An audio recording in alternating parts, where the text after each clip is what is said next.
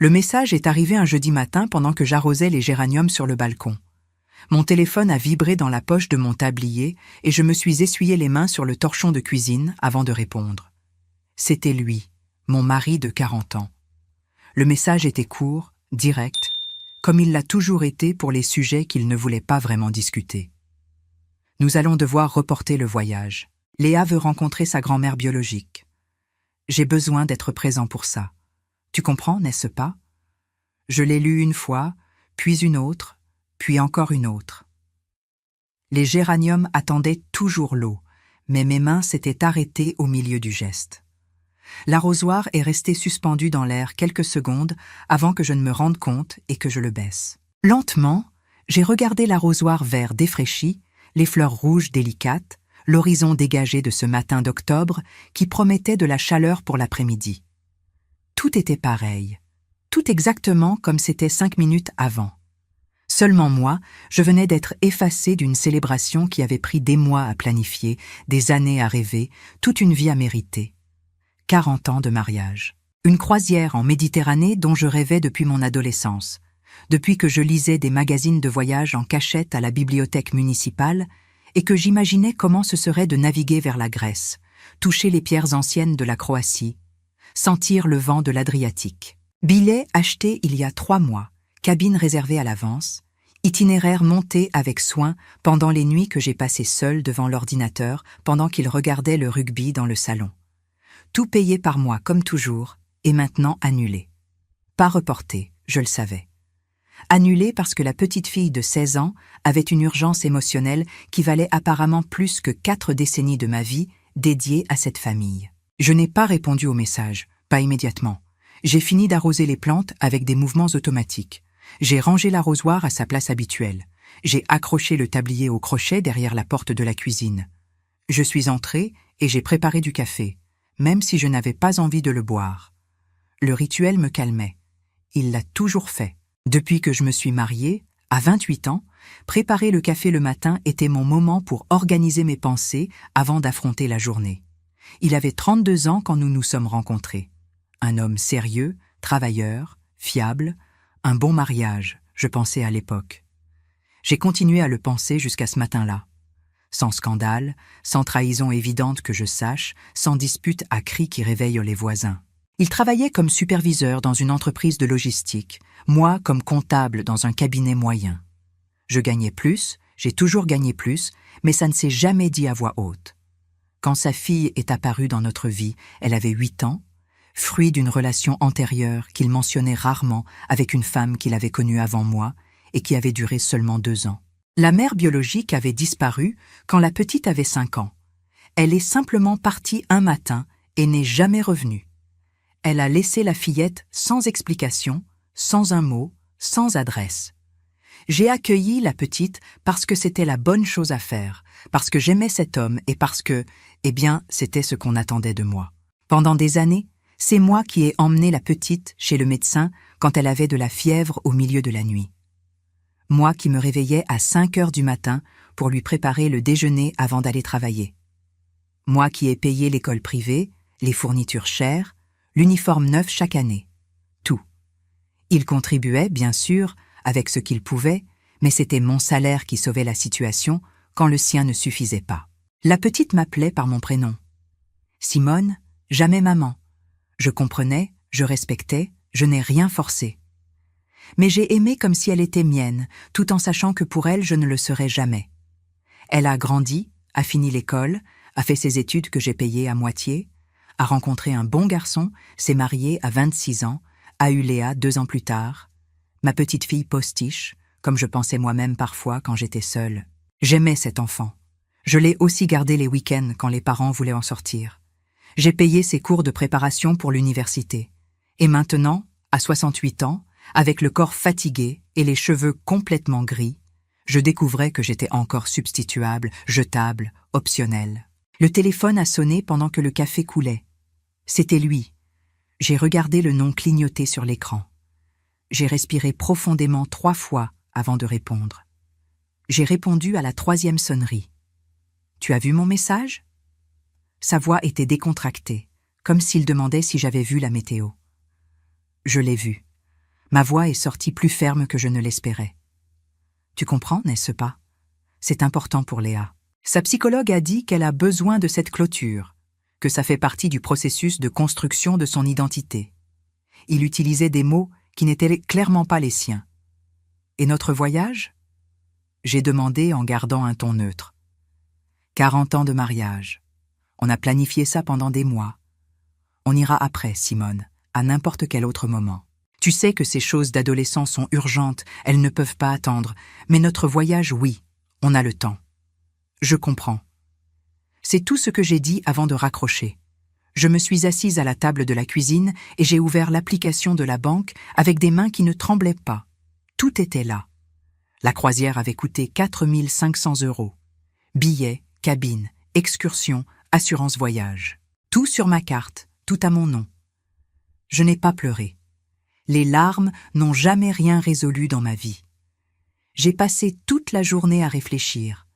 Le soir, quand il est finalement arrivé presque à 22 heures sentant la bière, j'avais déjà pris ma décision. Je vais voyager seule, j'ai répondu calmement. Il s'est arrêté avec le téléphone à la main. Tu ne vas pas voyager seule à cet âge-là. À cet âge. Comme si 68 ans était synonyme d'incapacité. Si, je pars.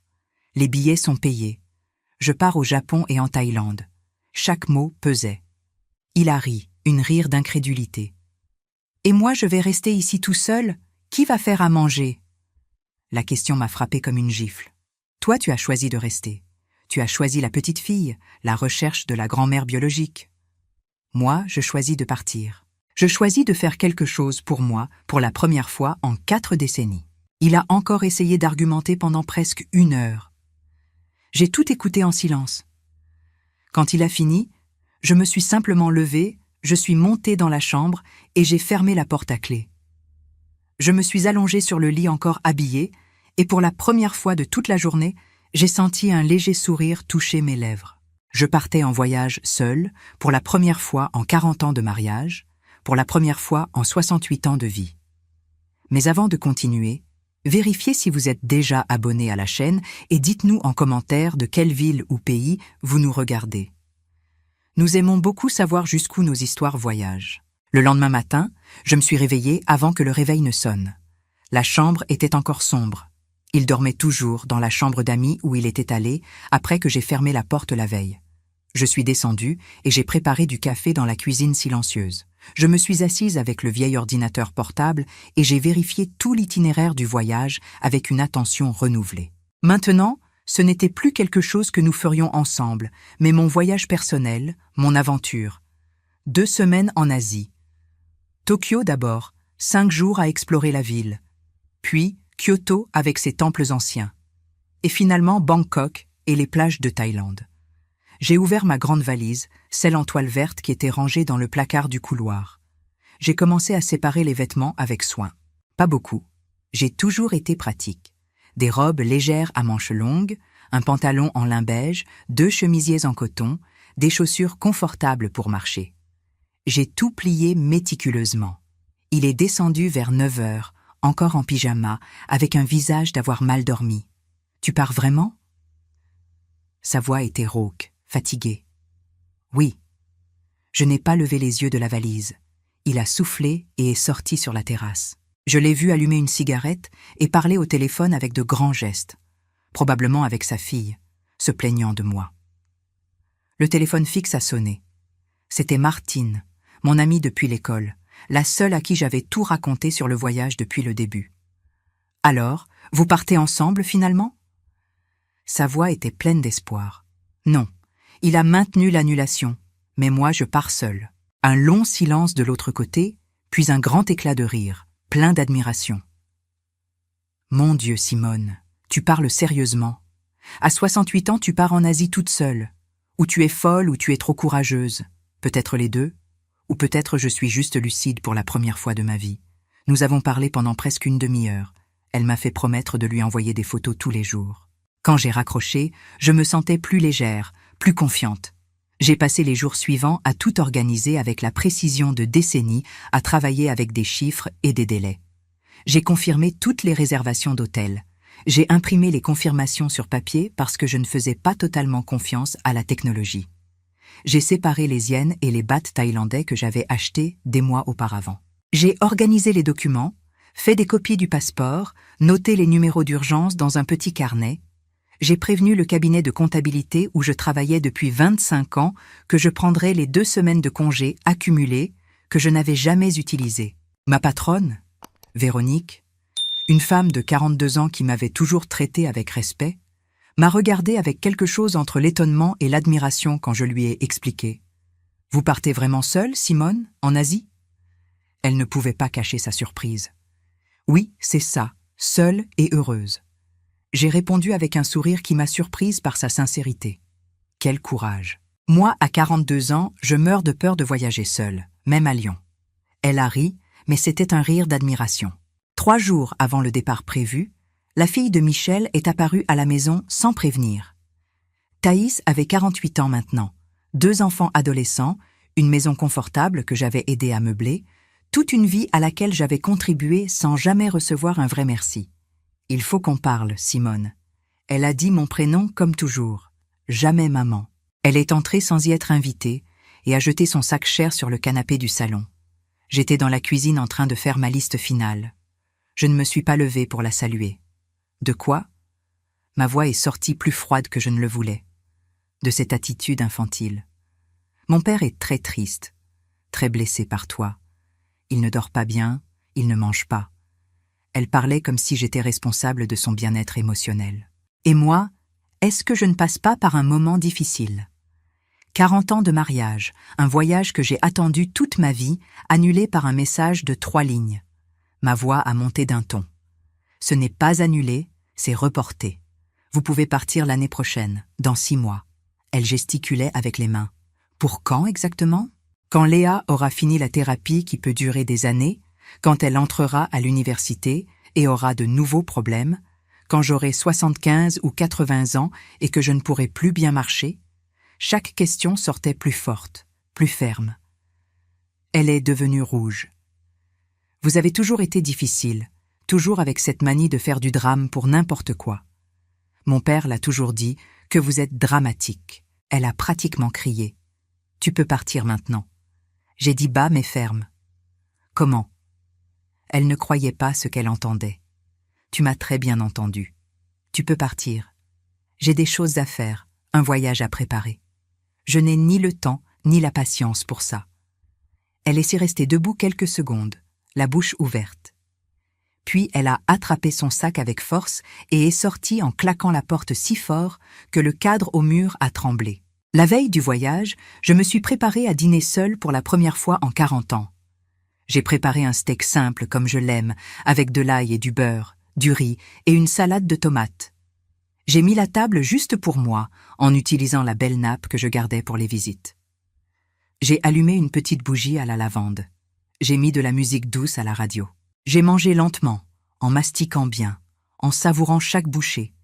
Il est passé par le salon pendant le dîner, a vu toute la scène. Il n'a rien dit. Il est monté dans la chambre d'amis en marchant fort dans les escaliers comme un enfant capricieux. J'ai lavé la vaisselle calmement, en séchant chaque assiette, chaque couvert. J'ai éteint les lumières une par une. Je suis montée lentement. Ma valise était déjà prête, complètement fermée, attendant à côté de la porte de la chambre. Demain, on commence. Je lui ai chuchoté à la valise. Je me suis couchée et j'ai dormi profondément pour la première fois en semaine. Le taxi est arrivé ponctuellement à 5 heures du matin. La ville dormait encore, les rues étaient vides et silencieuses. J'étais déjà complètement prête depuis 4h30, assise dans le salon avec la valise à côté. La maison était sombre, silencieuse. Il n'est pas descendu pour dire au revoir. Je l'ai entendu bouger dans la chambre quand le taxi a klaxonné discrètement, mais il n'est pas apparu. Mieux ainsi, j'ai pensé. J'ai mis la valise dans le coffre avec l'aide du chauffeur. Je suis montée sur le siège arrière et j'ai respiré profondément. J'ai regardé la maison une dernière fois avant que le taxi ne démarre. La maison qui avait été mienne pendant 35 ans.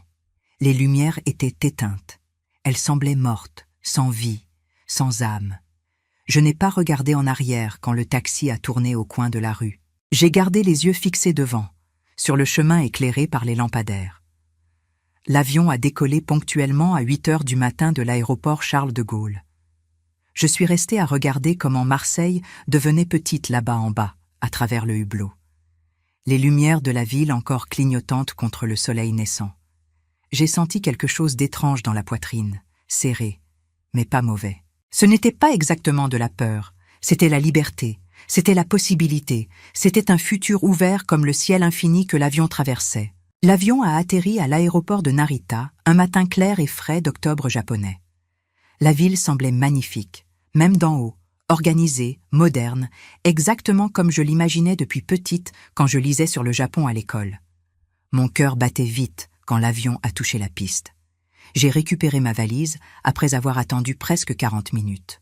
Je suis passé par la douane où un officier japonais a tamponné mon passeport sans poser de questions et je suis sorti de l'aéroport en suivant les panneaux en anglais. J'ai pris un train express vers Tokyo en suivant les instructions que j'avais imprimées. Le trajet jusqu'à l'hôtel a été une révélation visuelle. Tokyo défilait par la fenêtre du train. Bâtiments modernes et anciens mélangés, rues arborées, voitures petites, gens élégants même en allant simplement au travail. Tout semblait un film, moins réel que le réel. L'hôtel était petit dans le quartier d'Asakusa, un 3 étoiles simple que j'avais choisi pour le prix et l'emplacement. La chambre était petite, mais avait un charme indéniable. Une fenêtre avec vue sur une petite rue étroite, un lit double avec une couette blanche moelleuse, une salle de bain minuscule mais fonctionnelle. J'ai posé la valise par terre et je me suis assise sur le bord du lit. J'étais à Tokyo, seule, à 68 ans, sans mari, sans famille, sans personne qui m'attendait. Et vous savez ce que j'ai senti à ce moment-là assise sur ce lit à Tokyo ? De la fierté. Une fierté immense, profonde, inattendue. Je me suis douchée longuement, laissant l'eau chaude laver la fatigue du long voyage. Je me suis changée et je suis descendue à la réception où une jeune fille avec les cheveux violets m'a donné une carte de la ville et a marqué quelques points touristiques avec un stylo rouge. Je suis sortie en marchant sans aucune hâte, sans itinéraire rigide, sans personne pour me presser. Tokyo en octobre était exactement comme je l'imaginais. Frais mais pas trop froid, les arbres déjà dorés, les rues animées. Je me suis arrêtée dans un petit café qui semblait sorti d'un film et j'ai commandé un thé vert et des mochis en pointant le menu. Je me suis assise à une petite table près de la fenêtre et je suis restée là à observer comment la ville finissait de se réveiller. C'était magnifique, chaque détail. Le goût délicat du thé, la douceur des mochis, le son du japonais parlait rapidement autour de moi. Tout était absolument magnifique et nouveau et mien. J'ai passé toute la journée à marcher sans arrêt. Je suis allée au temple Sensoji avec ses lanternes rouges géantes. J'ai visité un jardin zen où j'ai observé les carpes nager dans un étang tranquille. J'ai mangé des ramen dans un petit restaurant où personne ne parlait anglais. Une soupe délicieuse. Le soir, fatiguée mais animée, je suis revenue à l'hôtel et j'ai pris le train-balle vers Kyoto le lendemain. Le voyage a été court, à peine 2h30, mais a révélé des paysages japonais magnifiques. Des rizières, des montagnes, des petits villages. Kyoto était complètement différente de Tokyo, plus calme, plus traditionnelle, infiniment plus spirituelle. J'ai visité le temple Kinkakuji, le pavillon d'or qui brillait sous le soleil comme un joyau. J'ai marché dans le quartier de Gion, espérant voir une geisha. J'ai participé à une cérémonie du thé traditionnel où une dame japonaise âgée m'a montré chaque geste avec une patience infinie. C'était dans le train de retour vers Tokyo que j'ai rencontré Margaret. Elle était assise à côté de moi, une Française de 75 ans, avec les cheveux courts et complètement blancs, des lunettes rondes et un sourire facile. Nous avons commencé à parler après que le train s'est stabilisé. « Première fois au Japon ?» elle a demandé. « Première fois en Asie. » J'ai admis. « Ah, comme c'est merveilleux. Vous voyagez en famille, avec votre mari ?»« Non, seul. Je voyage seul. » J'ai dit et j'ai attendu la réaction. Mais elle a ri, un rire authentique et fort. Excellent. Moi aussi. Mon mari est mort il y a 5 ans. Au début, je pensais que je ne pourrais jamais plus voyager.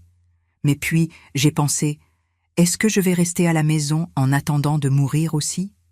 Non merci. Alors j'ai commencé à voyager seule. C'est libérateur. J'ai déjà visité 47 pays. 47. J'ai répété impressionné. Nous avons parlé pendant presque tout le trajet. Elle m'a donné des conseils sur la Thaïlande, ma prochaine destination. Et n'ayez pas peur de manger seul dans les restaurants. Au début, c'est bizarre, on se sent observé, mais ensuite on se rend compte que tout le monde s'en fiche. Elle m'a conseillé sérieusement. De retour à Tokyo, j'ai ouvert mon téléphone et j'ai envoyé la première photo au groupe de famille. Moi souriant devant le temple doré de Kyoto. La réponse est arrivée en moins de 5 minutes de Léa, ma petite fille. « Mamie, tu es à Kyoto toute seule ?» Plusieurs emojis de surprise. « Oui, je suis là et c'est merveilleux. » J'ai répondu en souriant à l'écran. Elle a envoyé plus d'émojis, des cœurs, des applaudissements. Sa mère n'a rien répondu, lui non plus. Ce silence éloquent disait tout ce que j'avais besoin de savoir. Je suis retournée à l'hôtel et j'ai dîné d'un sandwich que j'ai acheté dans une supérette près de l'hôtel. Simple mais délicieux. Je mangeais dans la chambre, allongée sur le lit, en regardant la télévision japonaise sans rien comprendre, mais en trouvant ça charmant. Je me suis endormie tôt, épuisée, mais incroyablement heureuse. Le genre de bonheur qui vient de l'intérieur, qui ne dépend de personne d'autre que de soi-même. Pour la première fois en 68 ans, je me mettais en premier, et c'était magnifique. Kyoto était complètement différente de Tokyo, plus calme, plus traditionnelle, infiniment plus spirituelle. J'ai visité le temple Kinkakuji, le pavillon d'or qui brillait sous le soleil comme un joyau. J'ai marché dans le quartier de Gion espérant voir une geisha. J'ai participé à une cérémonie du thé traditionnel, où une dame japonaise âgée m'a montré chaque geste avec une patience infinie. C'était dans le train de retour vers Tokyo que j'ai rencontré Margaret. Elle était assise à côté de moi, une Française de 75 ans, avec les cheveux courts et complètement blancs, des lunettes rondes et un sourire facile. Nous avons commencé à parler après que le train s'est stabilisé. « Première fois au Japon ?» elle a demandé. « Première fois en Asie. » J'ai admis. « Ah, comme c'est merveilleux. Vous voyagez en famille, avec votre mari ?»« Non, seul. Je voyage seul. » J'ai dit, et j'ai attendu la réaction. Mais elle a ri, un rire authentique et fort. « Excellent. Moi aussi. Mon mari est mort il y a 5 ans. Au début, je pensais que je ne pourrais jamais plus voyager. Mais puis, j'ai pensé, est-ce que je vais rester à la maison en attendant de mourir aussi? Non merci. Alors j'ai commencé à voyager seule. C'est libérateur. J'ai déjà visité 47 pays. 47. J'ai répété impressionné. Nous avons parlé pendant presque tout le trajet. Elle m'a donné des conseils sur la Thaïlande, ma prochaine destination. Et n'ayez pas peur de manger seul dans les restaurants. Au début, c'est bizarre, on se sent observé, mais ensuite on se rend compte que tout le monde s'en fiche. Elle m'a conseillé sérieusement. De retour à Tokyo, j'ai ouvert mon téléphone et j'ai envoyé la première photo au groupe de famille. Moi souriant devant le temple doré de Kyoto. La réponse est arrivée en moins de 5 minutes de Léa, ma petite fille. « Mamie, tu es à Kyoto toute seule ?» Plusieurs emojis de surprise. « Oui, je suis là et c'est merveilleux. » J'ai répondu en souriant à l'écran. Elle a envoyé plus d'émojis, des cœurs, des applaudissements. Sa mère n'a rien répondu, lui non plus. Ce silence éloquent disait tout ce que j'avais besoin de savoir. Je suis retournée à l'hôtel et j'ai dîné d'un sandwich que j'ai acheté dans une supérette près de l'hôtel. Simple mais délicieux. Je mangeais dans la chambre, allongée sur le lit, en regardant la télévision japonaise sans rien comprendre, mais en trouvant ça charmant. Je me suis endormie tôt, épuisée, mais incroyablement heureuse. Le genre de bonheur qui vient de l'intérieur, qui ne dépend de personne d'autre que de soi-même. Pour la première fois en 68 ans, je me mettais en premier, et c'était magnifique. Après une semaine magique au Japon, j'ai pris un vol vers Bangkok. Le voyage a été long, mais confortable. L'avion a atterri dans une après-midi chaude et humide, typique de la Thaïlande. La ville était complètement différente du Japon, plus chaotique, plus bruyante, plus intense. Des voitures klaxonnant constamment, des gens parlant fort, un trafic absolument fou. Mon hôtel était près de Khao-san Road, dans un quartier qui n'était pas le plus charmant, mais était pratique. La chambre était encore plus petite que celle de Tokyo, mais propre et avec une climatisation que j'ai appréciée. Le lendemain, je me suis réveillée excitée et je suis allée directement au Grand Palais très tôt. Il y avait énormément de monde. Des touristes de toutes les parties du monde avec des appareils photo professionnels, des guides avec des drapeaux colorés, des vendeurs ambulants. Mais quand je suis finalement entrée dans ce palais ancien, quand j'ai vu les temples dorés brillant sous le soleil tropical, j'ai senti un frisson. C'était magnifique, impossible à décrire. J'ai mangé une vraie pad thaï dans un petit restaurant bondé, servi par une Thaïlandaise souriante d'environ 70 ans. C'était absolument délicieux, épicé et parfait. L'après-midi, j'ai pris un tuk-tuk bruyant dans les rues de Bangkok. Le conducteur conduisait comme un fou, mais c'était amusant. Je suis allée au marché flottant où les vendeurs vendaient des fruits, des légumes et des souvenirs depuis leur bateau. 2 jours plus tard, j'ai pris un bus vers un sanctuaire d'éléphants à quelques heures de Bangkok. C'était une expérience incroyable. J'ai pu toucher ces animaux énormes et gentils, les nourrir avec des bananes. Ils étaient si doux malgré leur taille. C'était dans un café près de la plage à Phuket, où j'étais allée pour quelques jours de repos, que mon téléphone a sonné. C'était lui, Michel. J'ai regardé le nom clignoter sur l'écran. J'ai débattu avec moi-même si je devais répondre. J'ai décidé que oui, mais sans attente. « Allô ?» J'ai répondu au 4e coup. « Simone, où es-tu exactement maintenant ?» Sa voix semblait fatiguée, plus vieille. « Je suis à Phuket, en Thaïlande. » J'ai répondu calmement. « Tu vas bien ? Tu es en sécurité ?» Pour la première fois, il semblait vraiment inquiet. « Je vais très bien, mieux que bien en fait. » Et c'était la pure vérité. Un long silence de l'autre côté. Je l'ai entendu respirer profondément 2 fois. Léa est revenue du voyage. Elle a rencontré sa grand-mère biologique. Il a finalement parlé lentement. Et comment ça s'est passé ? J'ai demandé, vraiment curieuse. Ça a été très difficile, Simone, pire que ce que nous imaginions. La femme vit dans un petit village perdu en Bretagne. Elle a 3 autres enfants de relations différentes. Elle se souvenait à peine de Léa. Elle n'a presque montré aucun intérêt. Elle a dit que la grossesse était un accident. L'abandonner a été la meilleure chose qu'elle a faite. Il racontait avec une voix lourde. J'ai ressenti une vraie peine pour Léa. Personne ne mérite ça. Je suis vraiment désolée. Comment va-t-elle ? J'ai demandé avec une vraie inquiétude. Elle est dévastée. Elle ne cesse de pleurer depuis 3 jours. Elle ne veut pas sortir de sa chambre. Sa mère, ma fille, ne sait plus quoi faire. Nous sommes tous désespérés ici. Il a soupiré profondément. Elle doit continuer avec sa thérapeute. Elle a besoin de traiter cette déception. J'ai conseillé. Je le sais. Je le sais. Mais Simone, tu ne vas pas revenir ? Tu ne vas pas écourter le voyage ? Léa demande après toi. Il est finalement arrivé là où il voulait. J'ai fermé les yeux et j'ai respiré profondément l'air chaud de Phuket. J'ai regardé la mer devant moi. Revenir. Le voyage n'est même pas arrivé à la moitié. J'ai dit avec une fermeté renouvelée. Mais Léa a besoin de toi maintenant, Simone. Tu as toujours été importante pour elle. Il utilisait la carte émotionnelle. Maintenant, elle a besoin de moi, tu dis. Maintenant que tout a mal tourné, maintenant que le fantasme s'est écroulé. Mais quand j'avais besoin de toi, quand je t'ai supplié de ne pas annuler notre voyage, où étiez-vous tous ? Ma voix a monté d'un ton. Ne sois pas injuste, Simone. C'est différent. C'est une urgence familiale. Il a aussi élevé la voix. Injuste. Moi, 40 ans, et je n'ai jamais été la priorité de personne dans cette famille. J'ai tout payé, j'ai soutenu tout le monde, j'ai supporté chaque décision, et maintenant que je fais enfin quelque chose exclusivement pour moi, pour la première fois de ma vie, moi je suis l'injuste. Chaque question sortait plus forte. Il est resté silencieux finalement. Tu as changé, Simone. Je ne sais plus qui tu es. Il a dit bas, avec une voix blessée. Je n'ai pas changé. Je me suis réveillée. Finalement, à 68 ans, j'ai appris à me mettre en premier. J'ai trop tardé. J'ai répondu avec un calme forcé.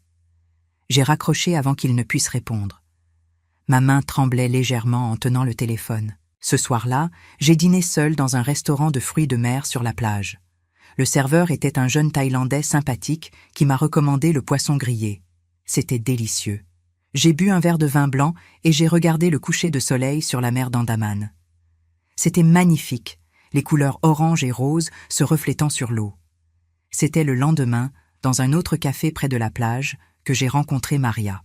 Elle était assise à la table d'à côté, aussi seule, fumant cigarette après cigarette et buvant du café comme si c'était de l'eau. Mexicaine, j'ai découvert.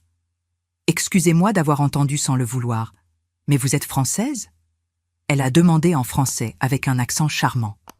Oui, de Marseille. Et vous ? Du Mexique, de Mexico. Elle a souri largement. Nous avons commencé à parler, et en quelques minutes, nous étions des amis. Nous avons dîné ensemble ce soir-là dans un restaurant thaïlandais. Nourriture épicée arrosée de beaucoup de vin rouge. Maria fumait beaucoup, buvait encore plus, riait trop fort, mais elle était rafraîchissante. Tu m'inspires tellement, Simone. Sérieusement. Moi, à 45 ans, je mourais de peur de voyager seule. Et toi, à 68 ans ici, toute seule, c'est incroyable. Elle a dit entre une gorgée de vin et une autre. Nous avons parlé jusqu'à ce que le restaurant commence à fermer. Elle m'a raconté son mariage de 20 ans qui s'était terminé il y a 6 mois. C'est drôle, non ? Elle a dit. On passe toute notre vie à se donner complètement aux enfants, au mari, à toute la famille. Et quand on décide finalement de faire quelque chose juste pour nous, tout le monde voit ça comme de l'égoïsme. Exactement. Comme si prendre soin de soi était un crime. J'ai complété. Nous nous sommes dit au revoir près de minuit avec une longue étreinte. Tu es une guerrière, Simone. Ne l'oublie jamais. Elle a crié quand son taxi est parti. Je suis retournée à l'hôtel en marchant, bien qu'il soit tard. Bangkok de nuit était trop belle pour la gâcher avec des peurs excessives. Je me sentais invincible, protégée par mon propre courage fraîchement acquis. Cette nuit-là, allongée dans mon lit avec le ventilateur tournant au plafond, j'ai pris une décision. Quand je rentrerais à Marseille, tout allait changer. Absolument tout. L'avion a atterri à l'aéroport de Marseille un matin pluvieux et gris. Quand je suis arrivée à la maison, en milieu d'après-midi, la maison était sombre, silencieuse, exactement comme je l'avais laissée 1 mois auparavant. Il n'était pas là. Mieux ainsi. Je n'ai pas défait ma valise immédiatement. J'ai d'abord pris une longue douche, laissant l'eau chaude laver la fatigue du long voyage. Je me suis changée et je suis descendue préparer du café. Je le buvais à la table de la cuisine quand j'ai pris mon téléphone et j'ai cherché un avocat spécialisé en divorce qu'une vieille amie m'avait recommandé il y a des années. Le cabinet était petit mais respecté dans le centre de Marseille. J'ai appelé et j'ai pris rendez-vous pour le lendemain. Le maître m'a reçu avec une gentillesse professionnelle et m'a offert un café que j'ai accepté avec gratitude. J'ai raconté toute l'histoire avec une objectivité qui m'a surprise moi-même. Je n'ai pas dramatisé, je n'ai pas pleuré. J'ai juste relaté les faits. 40 ans de mariage, voyage annulé, décision de divorcer, appartement à mon nom. Il m'a écouté avec attention, notant des points importants dans un bloc jaune. Quand j'ai terminé, il a ouvert le dossier avec mes documents et a tout vérifié avec un calme presque irritant. L'acte de propriété de l'appartement, les relevés bancaires, l'acte de mariage. L'appartement est exclusivement à votre nom, Madame Simone. Acheté avant le mariage et jamais changé de régime. Légalement, vous pouvez le vendre quand vous voulez sans avoir besoin de son autorisation. Il a confirmé ce que je savais déjà. Et il peut contester ? J'ai demandé. Il peut essayer d'argumenter qu'il y a eu une société de fait pendant des décennies et qu'il a contribué financièrement à l'entretien. Mais pour être très honnête avec vous, ses chances de succès sont minimes si toute la documentation est en ordre. Il a été direct. Je lui ai posé des questions sur les conséquences légales possibles, les délais, les coûts. Il m'a tout expliqué avec patience. Je suis sortie de là 1 heure plus tard, avec la sensation étrange de traverser un pont. Le soir, j'ai reçu un appel de lui. « Tu as vraiment engagé un avocat ?» Sa voix mélangeait colère et incrédulité. « Oui, c'est ça. La procédure de divorce va commencer officiellement la semaine prochaine. » J'ai confirmé calmement. « Tu exagères, Simone. Tout ça pour un voyage. » Il ne comprenait toujours pas. Ce n'est pas à cause du voyage spécifiquement. Le voyage a juste été la goutte qui a fait déborder le vase qui se remplissait depuis 40 ans. J'ai essayé de lui expliquer. Et l'appartement? Tu vas vraiment me mettre dehors? Je ne vais pas te mettre dehors avec violence. Je vais te donner un temps raisonnable pour que tu t'organises et que tu cherches un endroit. Mais oui, je veux que tu partes. J'ai maintenu ma fermeté. Il a raccroché sans dire au revoir. À la fin de cette semaine-là, sa fille est apparue de nouveau. Il faut qu'on parle sérieusement, Simone. Vous détruisez ma famille. Elle est entrée en criant. J'étais dans le salon en train d'organiser de vieux papiers. J'ai continué ma tâche sans me lever. Je ne détruis rien, je termine juste quelque chose qui ne fonctionne plus. J'ai répondu calmement. Vous ne pouvez pas mettre mon père à la rue comme ça. Il a 72 ans. Elle était vraiment désespérée. Il peut vivre avec toi, il peut louer un appartement, il peut vivre dans un hôtel. Il y a beaucoup d'options pour un homme adulte avec une retraite. J'ai énuméré les possibilités. Vous avez toujours été égoïste, mais là ça dépasse toutes les limites. Elle a pratiquement crié. J'ai finalement lâché les papiers et je l'ai regardé dans les yeux. Égoïste. Moi qui ai payé ton école privée pendant des années. Moi qui t'emmenais chez le médecin. Moi qui t'ai élevée depuis tes 8 ans comme si tu étais ma fille. Moi je suis l'égoïste. Chaque question sortait plus forte. Vous avez fait tout ça parce que vous avez voulu. Personne ne vous l'a demandé. Elle me l'a jeté au visage. Tu as raison sur ça. Personne ne me l'a demandé explicitement, mais tout le monde l'a accepté avec plaisir. Tout le monde en a profité. Ma voix a monté. Vous allez le regretter. Vous allez rester seul et abandonné. Elle a prédit avec méchanceté. Mieux seul et en paix qu'accompagné et invisible. J'ai répondu et je suis revenu à mes papiers. Elle est partie en claquant la porte violemment. Les semaines suivantes ont été étrangement pratiques. Il a déménagé chez sa fille après seulement 1 mois. Mieux ainsi. J'ai continué à travailler mes dernières semaines au cabinet en accomplissant le préavis de 30 jours. Le divorce est sorti étonnamment vite, à peine 3 mois après avoir déposé les papiers. Il n'a pas contesté. Le jour où j'ai signé les papiers finaux au tribunal, je suis sortie de là et je me suis assise sur un banc d'un parc public. J'ai regardé ma main gauche, l'alliance en or que j'avais portée pendant 40 ans entiers. Je l'ai enlevée lentement. J'ai senti le doigt étrange, plus léger, nu, libre. J'ai rangé l'anneau dans une petite boîte dans mon sac. Je ne l'ai pas jeté, je ne l'ai pas vendu, je l'ai juste rangé. C'était une partie de mon histoire. Le soir, assise seule dans mon nouvel appartement que j'avais loué près du Vieux-Port, j'ai regardé autour de moi l'espace petit mais complètement mien. Seulement 2 chambres, salon et cuisine intégrés, une salle de bain simple. Rien de luxueux, mais mien. Payé avec mon argent, choisi selon mes goûts. J'avais vendu le grand appartement rapidement.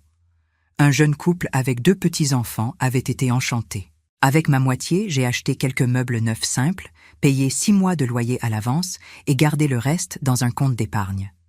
Je n'étais pas riche, mais j'avais la tranquillité financière suffisante pour vivre modestement pendant quelques années. J'ai ouvert mon vieil ordinateur et j'ai commencé à chercher de nouveaux voyages. La Nouvelle-Zélande m'intéressait, ou peut-être l'Australie. Il y avait encore tellement de monde à voir, tellement de temps encore à profiter si ma santé coopérait. Le téléphone a sonné. C'était une agence de voyage spécialisée dans le tourisme pour seniors. 3e âge. L'expression m'a fait sourire. En fait, je suis dans le premier âge de ma nouvelle vie. J'ai répondu et j'ai ri seul de mon propre commentaire. J'ai raccroché en souriant. J'ai regardé mon reflet dans la fenêtre sombre. J'ai vu une femme de 68 ans avec les cheveux complètement blancs que j'avais arrêté de teindre, des rides profondes autour des yeux, un corps fatigué mais encore fonctionnel. Mais j'ai aussi vu quelque chose de nouveau, un éclat dans le regard, un vrai sourire, une posture plus droite, plus sûre. J'ai vu la liberté personnifiée. Léa, ma petite fille, a commencé à me rendre visite régulièrement après la fin du divorce. Chaque semaine, elle apparaissait avec une excuse, m'apportait un gâteau qu'elle avait fait, me demandait de l'aide avec ses impôts ou simplement parler. Je me suis rendu compte qu'elle cherchait vraiment ma compagnie maintenant, pas par obligation familiale. Nous nous asseyions sur le petit balcon de l'appartement en buvant du thé ou du café, en parlant de tout. Elle me racontait l'école, son nouveau petit ami qu'elle avait rencontré en thérapie, ses projets d'étudier la psychologie. « Mamie, je t'admire tellement, tu sais. » Elle a dit un samedi après-midi pluvieux. Pourquoi, ma chérie? J'ai demandé curieuse. Pour avoir eu le courage de recommencer à 68 ans, de tout laisser et d'aller chercher ton bonheur. Beaucoup de jeunes n'ont pas ce courage. Elle a parlé sérieusement, mature au-delà de ses 16 ans. J'ai tardé trop longtemps à avoir ce courage, Léa. N'attends pas autant que moi. Ne laisse jamais personne t'effacer. Je lui ai conseillé en lui tenant la main. Je te le promets, mamie. Je te le promets. Elle a serré ma main en retour. La fille de Michel n'est jamais réapparue. Elle envoyait des messages occasionnels par WhatsApp, toujours courts, toujours formels. Nous parlions rarement. Je ne lui en voulais pas activement, mais je n'avais pas non plus envie de proximité. Certains ponts brûlent complètement. Et c'est bien. Et lui, j'ai su par Léa qu'il vivait dans un petit appartement près de sa fille, recevant une retraite modeste, mais suffisante. Qu'il avait l'air plus vieux, plus fatigué, plus triste. Qu'il demandait après moi parfois, mais qu'il ne tentait jamais un contact direct. Je ne ressentais pas de plaisir avec sa souffrance, mais je ne ressentais pas non plus la responsabilité de le consoler. 6 mois après la fin du divorce, j'étais en train d'embarquer pour la Nouvelle-Zélande finalement. Seule de nouveau et complètement heureuse avec ça. Léa est venue me déposer à l'aéroport. Notre tradition maintenant, apparemment. « Mamie, tu promets que tu vas envoyer des photos tous les jours ?» Elle a demandé avec les yeux brillants. « Je te le promets, mon amour, je l'ai serré fort. Et fais attention là-bas, hein? La Nouvelle-Zélande est très loin. » Elle s'inquiétait vraiment. « Je sais, c'est pour ça que j'y vais, pour vivre quelque chose de différent. » J'ai expliqué en souriant. Elle m'a donné une longue et forte étreinte. « Je t'aime beaucoup, mamie, tu es mon inspiration. Moi aussi je t'aime, ma chérie, plus que tout. » J'ai retenu mes larmes avec effort. Dans l'avion, en direction d'Auckland, je me suis assise à côté d'une dame anglaise très sympathique de 75 ans, appelée Patricia. Elle allait retrouver un groupe d'amies veuves, toutes voyageant ensemble en Océanie. Mon mari est mort il y a 10 ans. Je suis restée 2 ans enfermée à la maison à pleurer. Mais puis j'ai pensé, Robert voudrait ça pour moi? Alors j'ai commencé à voyager. Elle m'a raconté. Nous avons parlé pratiquement tout le voyage, 30 heures longues avec connexion. Elle m'a donné des conseils précieux sur la Nouvelle-Zélande.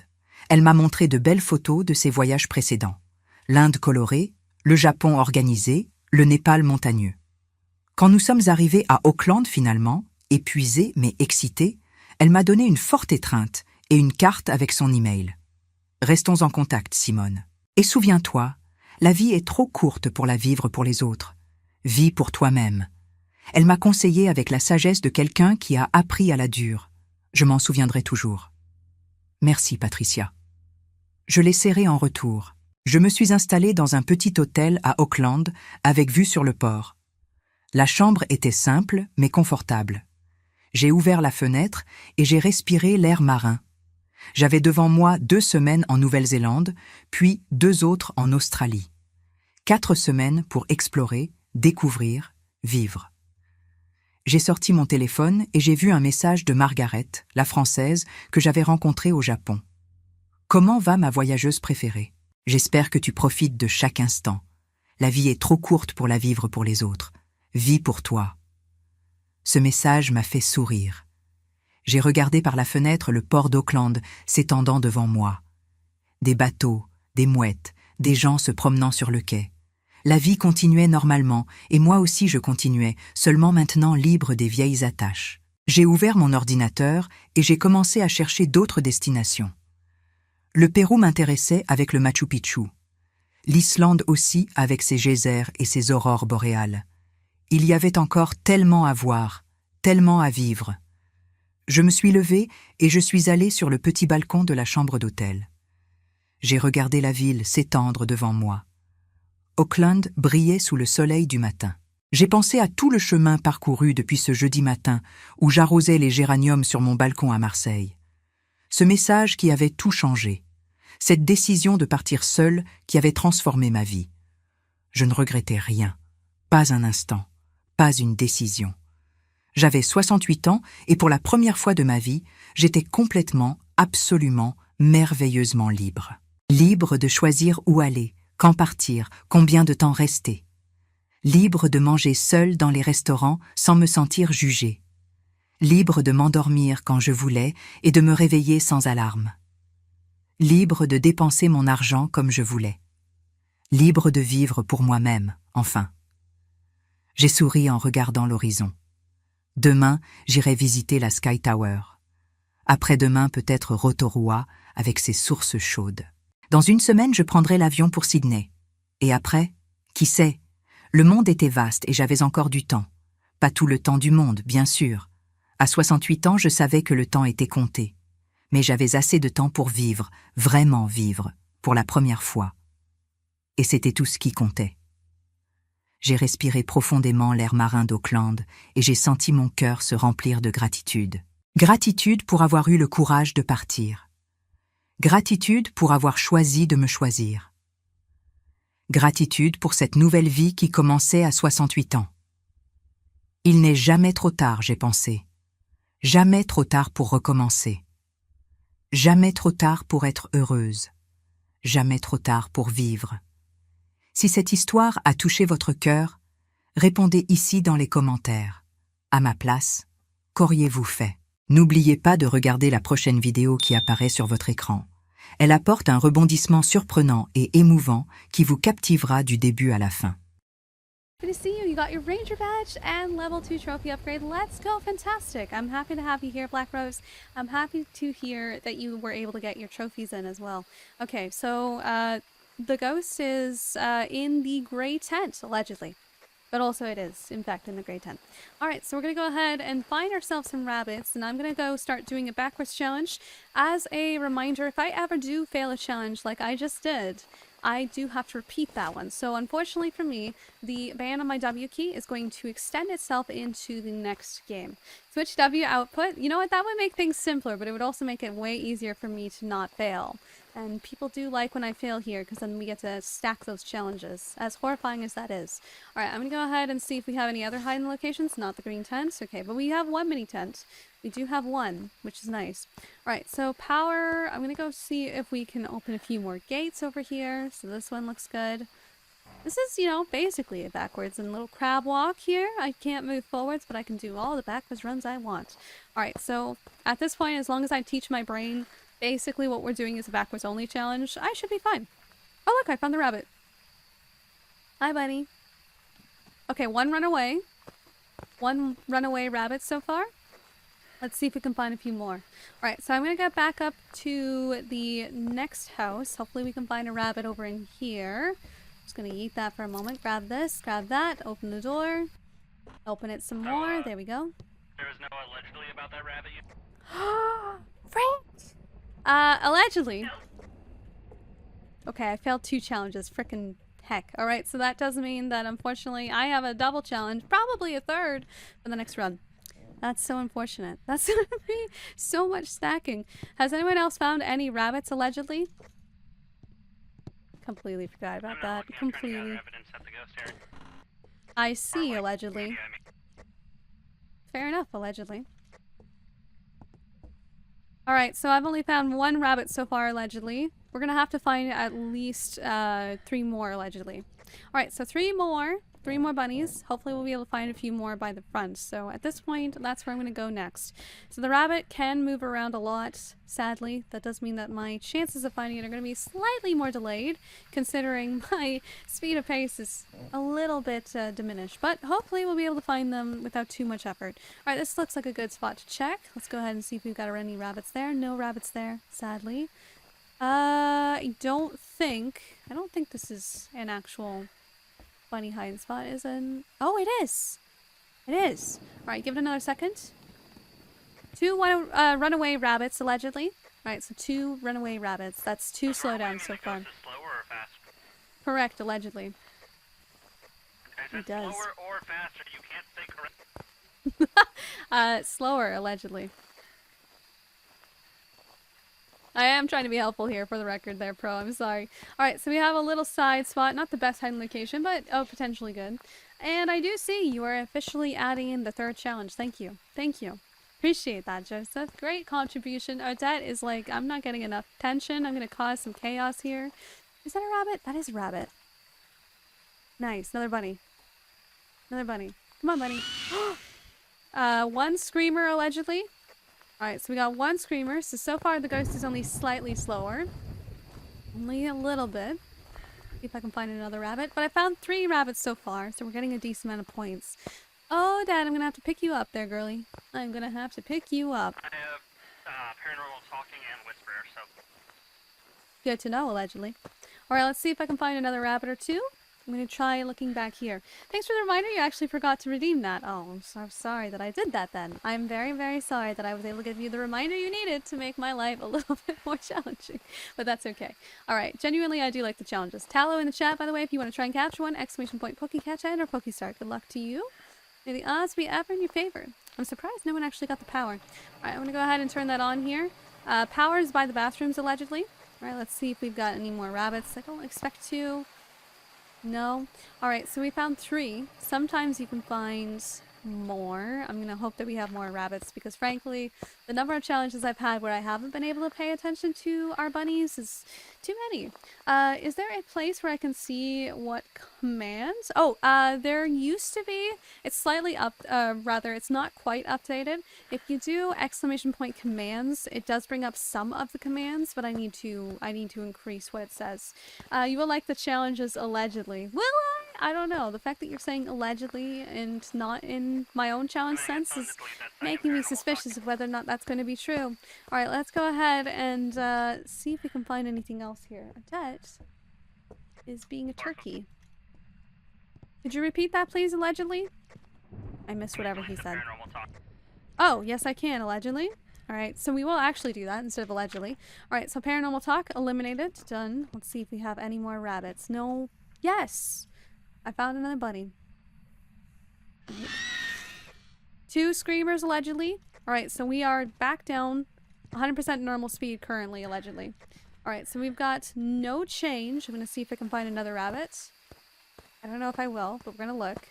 I haven't had any golden bunnies in a while. Not that I'm complaining about that. Frankly, I'm not. But, you know, sometimes it can be exciting. Alright, let's see if we've got anything else that we can utilize. No rabbits over here. I'm gonna keep on looking. Again, to everyone watching, vibing, and hanging, you guys are amazing. Hopefully everyone's having a good day or night, but if you're not, I hope we can make your day a little bit better. Alright, I'm gonna go over here. There's a few more areas I need to look for. I don't really want to go all the way back here, but I think I don't have a choice. So many of the bunny hideouts that are right over here. And I need to look back, because I don't know which direction that bunny fled. If we're even going to get more. Alright, find a list of commands there. Oh, that actually works great. Okay, yeah, if it'll take you to all the commands, you should be able to access everything from that side. Yes, Stream Elements has a list of everything. I used to have a commands thing that would pop up some of the commands on the screen, but that will work probably even better for you, because then you'll actually be able to see everything that's available. Alright, I'm going to go ahead and get over here. Very slightly leaning shade, so Noted, allegedly. Alright, I am allegedly noting that. I waited to interact with the tent until I walked out of it. That is very shade-like. Alright, so we may in fact have a shade. I'm going to see if we can find anything else with regards to the rabbit activity. So far, it seems like no. I think we probably found all the rabbits. We did find 4, which is a good solid number. A pretty good solid number. The ghost stepped in salt, allegedly. Were you in the tent, Mihi, or were Noted. you saw? It was outside. Yeah, so it's only doing stuff in the tent when we're not in it. Very interesting. Alright. Yeah, I was gonna say, that one, the ASS one, that one is because Mihi, unfortunately, has many a time, when she's trying to bring up stuff for the ad break, has typed ! Ass instead of ads. So, that's why that's a thing. That is why that's a thing. I decided to make a little troll back at her. You know, it's one of those things, you know, you can troll each other when you're close enough friends. Alright, we're gonna go ahead and go to the other side. The ghost seems to have turned off the power, allegedly. Right, so that's the second time I've seen the power get yeeted. So, assuming that no other person did that... Say that again, allegedly? You were curious, I don't blame you. And a ghost photo. Nice, allegedly. It sounds almost inciting. Or, not inciting. I was going to say that sounds almost insulting. Okay, I don't see the ghost anymore. Or, sorry, I don't see the rabbit anymore, rather. So I don't think we have any more bunnies we need to worry about. I'm pretty certain that I have looked through almost all of the rabbit locations. So at this point, we're going to go ahead and assume that the rabbits are done. Alright, so we've gotten a fair number of things, and basically we've ruled out anything that was going to slow or speed up the ghost. So at this point, ghost is just going to be normal speed. Alright, so the ghost will be normal speed at this rate, allegedly. We're gonna go back into the truck and grab a few more supplies. To be fair, the S key is near the D key. Wait, what about the S key near the D key? Wait, why are we talking about that? Always one letter separating past tense and present tense. I feel like I'm missing context. Also, Adder, good to see you. Hope you're having a wonderful day. Welcome on in. Alright, so, 199 commands. That sounds about right. Pro likes to make... Oh, you mean... Oh, yeah, that does make sense, actually. Yeah, no, it does. Actually, yes. Yeah, that is why. That is why. She's never trying to say it, but it does work out that way a fair number of times. I was going to say, though, with regards to the 199 commands, some of those were made by me, but a lot of them were made by Pro, so... Some of them are Pro made for funny reasons. Some of them were made by Pro for the purpose of people in the community who made their own commands. That's slander. I've only made 20. 20! Only 20, you say? Only 20? Really? Alright, I'm gonna go ahead and get through this. That's not even including the ones you've made at my request either. Alright, I'm gonna go ahead and get back to the other side. You wouldn't say never. You wouldn't say never about what? Oh, about the ass, you mean? I don't know. I guess Mihi would have to answer that for us. Mihi, have you ever intentionally wrote exclamation point ass allegedly? Has she? I'm gonna find